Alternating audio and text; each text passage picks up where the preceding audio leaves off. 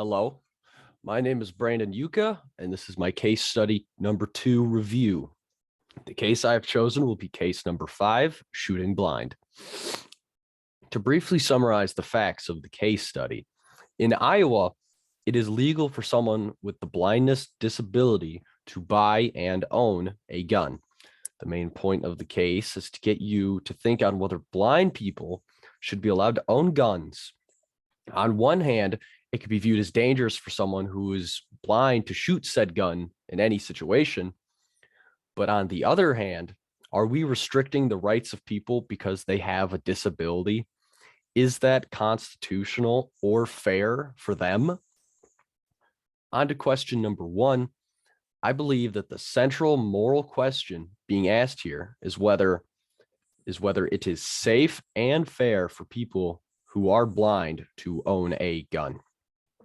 On to the second question at hand. An ethical egoist would argue this with the self-reliance argument. By being the blind person in this case, you would want to rely on yourself for home defense in a situation. You would be better off protecting yourself, even if it is risky, because you will tend to your own needs.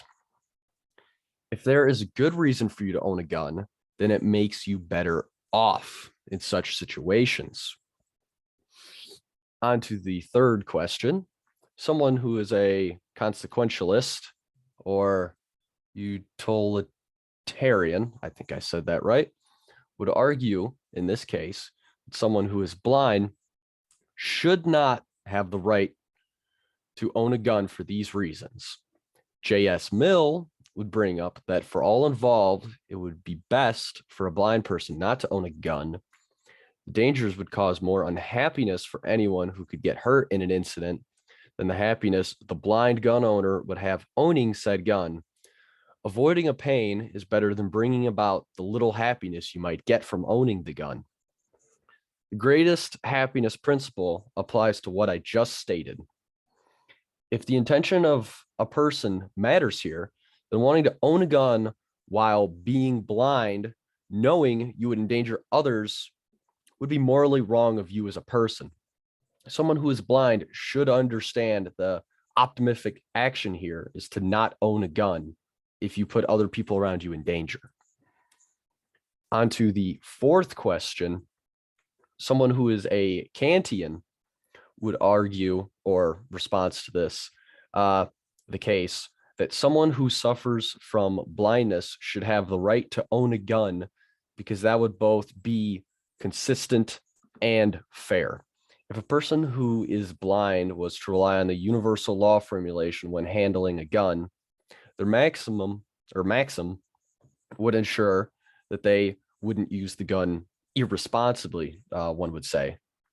Even if a person is blind, they may feel that they have a duty to own a gun because of the Second Amendment in the Constitution. The right to bear arms is a civil duty of a citizen. A person, even blind, has the right to own a gun because they are autonomous, and deserve that respect. On to the fifth question. Someone who is a contrarian would argue in this case that someone who is blind shouldn't own a gun because that would be irrational and move us closer to a state of nature. Whereas having a rule to limit blind people in this case would have a more rule-based government-like structure. If blind people had guns, there would be a negative liberty because their freedom might make us worse, might be bad for the people around them. Blind people should give up some liberty in this scenario in exchange for the stability it would bring. This would be a reasonable amount of liberty to give up for stability in this situation. The veil of ignorance doesn't quite work for this argument because if you ignore the blindness of the person here, like you're supposed to, you could be endangering other people for an absolute fairness that comes with it. So, on to the final part. The theory that offers the most satisfactory response, in my eyes, to the central moral question would have to be the consequentialist response, because across all parts, the answer was very consistent, quite easy to answer. It all blended very well together. When I put the case to this viewpoint, the answers all led in the same, like it was like a flow.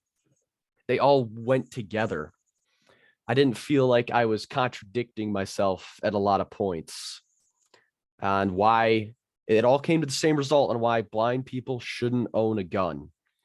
The theory that I thought offers the most unsatisfying response to the central moral question would have to be the ethical egoist, simply because it felt like there were too many holes if I was to argue both sides of the argument. To care about yourself more than relying on others, I felt was very irrational to most people and dangerous. Uh, the other theories just had more foundation to their responses. And this one, it felt like it crumbles apart no matter which way you argue it. You constantly find yourself contradicting yourself and having to avoid certain parts of the argument. Thank you for listening to my case study review number 2. Have yourself a wonderful day.